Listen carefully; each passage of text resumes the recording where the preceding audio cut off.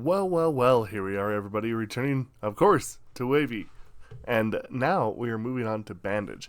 Now, this is a live version, and it's Japan, but I'm going to try and get this out without being blocked. So let's hope. Let's do Bandage live. Yo!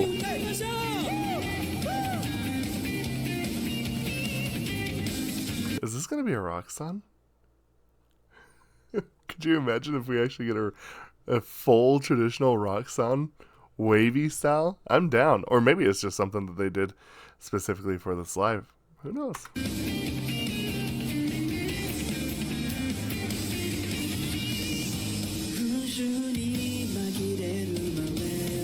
Yo!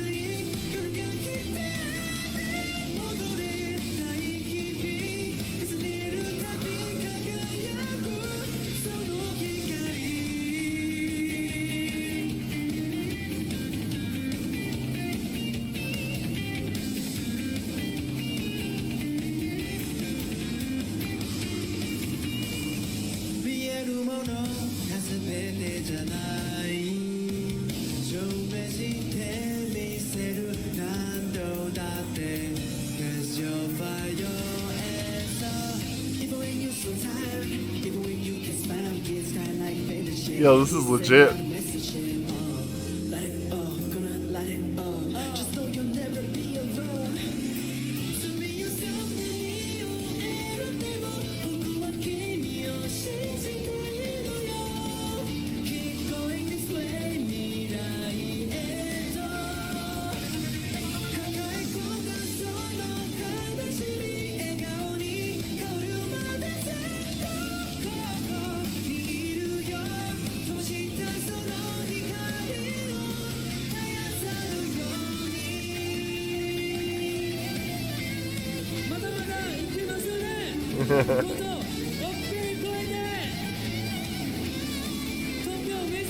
Yo, that is a lot of people.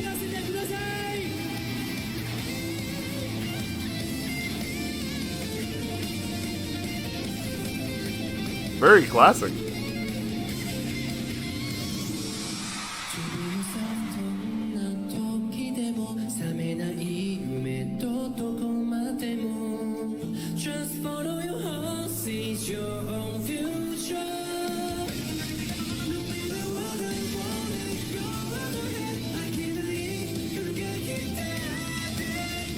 Very effortless.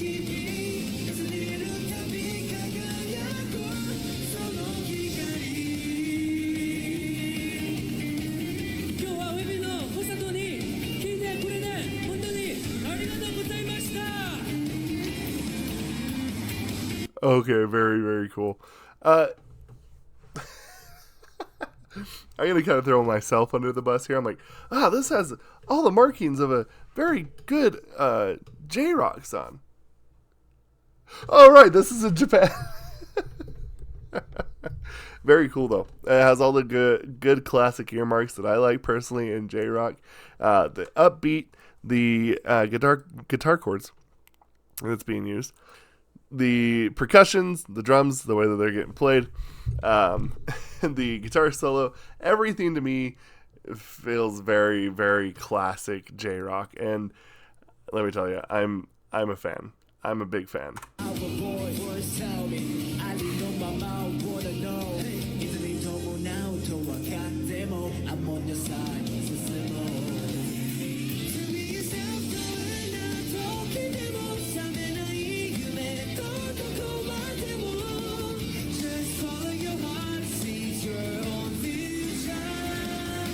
That's awesome. Yeah, no, the vocals fantastic. They nailed it. This is actually a really solid song in a lot of ways. I was not expecting to get a rock song like this from WayV. I find it very, very cool. Mainly because my general perception of WayV personally is dark, dramatic, kind of like Phantom. That's my overall general opinion. And like, as soon as you say WayV, my first thought is Phantom. That's kind of just how it goes, I guess. Personally, just because I like when they do that stuff too. But again, the nice thing that's always kind of cool, bringing it back, is that when we are doing B-sides, I assume this is a B-side, that there is a lot more ground that is covered that is not allowed in like traditional title tracks. And I mean, sure, you can say 127 does a lot of it, and that's fair. That's a fair point. But the exception is not the rule, right?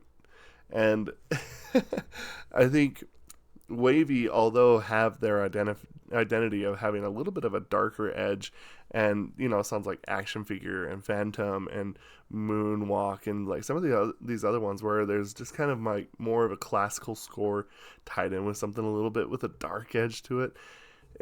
It's really interesting to see them kind of go on the flip side and just like have an energetic Jrock song, and it's a good thing. And to me, probably vocally speaking, the crown jewel of this is the handling of the high notes. It's very, very solidly done. I like how it's handled. It's beautifully done. Look at how effortless this is. And there's so much agility that is needed in a song like this. Classic Jrock is very tricky on vocals, actually. It's very, very tricky.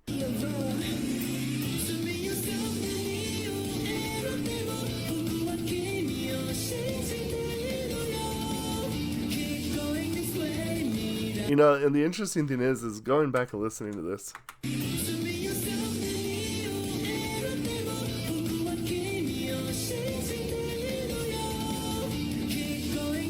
I think that it's really interesting because he's sitting in head voice, lower register head voice to get that.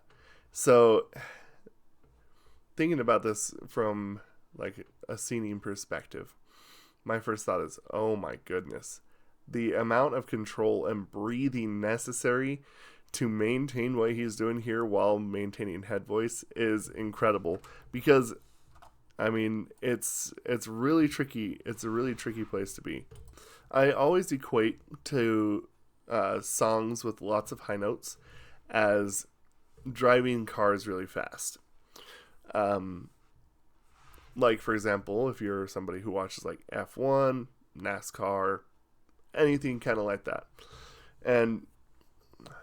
Or don't try this at home. Like, let's say you're driving really fast on the highway. Even if it's like, say, typical highway speeds, which here in the, we just barely got anyway, up to 75 and 80 miles per hour. And that's roughly about 129 kilometers per hour, if I'm remembering correctly. Yeah, I think that's roughly around right. And the reason why I always bring this up specifically for high vocal singing is because when you're in that higher register, it takes very small, fine mistakes to derail the whole situation. The moment you misbreathe, you miscalculate, you strain, you go too relaxed, maybe even in some cases. In some cases, maybe. Not, probably not. But it's very easy to just suddenly go, oh! Sorry, I didn't mean to beat the microphone. I'm doing that a lot recently. But it's a very fine line that you have to watch. And so for that to be the case, it's something that's very tricky. So, and that takes a lot of core power too. So you actually, it's really weird to sing high because like there is a level of relaxation that you have to have. and yet there's also just like all of it has to come from the core to a certain point. It's just crazy. It's just crazy.